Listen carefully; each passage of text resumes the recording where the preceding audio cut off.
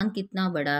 राजकुमारी ने कहा, मेरे अंगूठे के नाखून के बराबर, क्योंकि जब मैं आंख के सामने नाखून अंगूठे के नाखून कर देती हूँ तो वह दिखाई नहीं देता। अच्छा, यह और बता दो कि चांद किस चीज का बना हो, कितनी ऊंचाई है?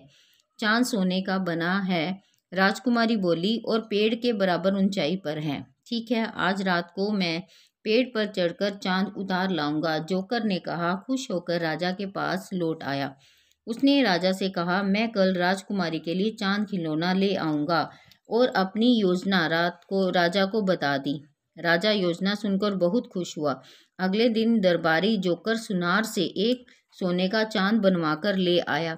उसने यह चांद राजकुमारी को दे दिया। राजकुमारी बहुत खुश हुई।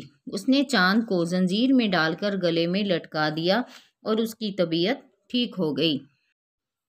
लेकिन राजा को यह चिंता खाई जा रही थी कि जब राजकुमारी खिड़की से चांद देखेगी तो क्या कहेगी। वह सोचेगी कि उसके पिता ने उससे झूठा वादा किया था।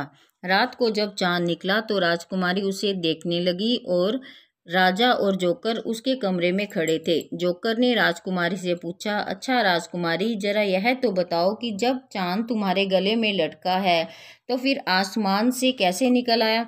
राजकुमारी हंसकर बोली, तुम मूर्ख हो। जब मेरा एक चांद टूट जाता है तो दूसरा निकल आता है, उसी तरह दूसरा चांद निकला है। यह सुनकर राजा ने राहत की सांस ली और खुशी खुशी राजकुमारी के सामने उसके खिलौनों से खेलने लगा। धन्यवाद।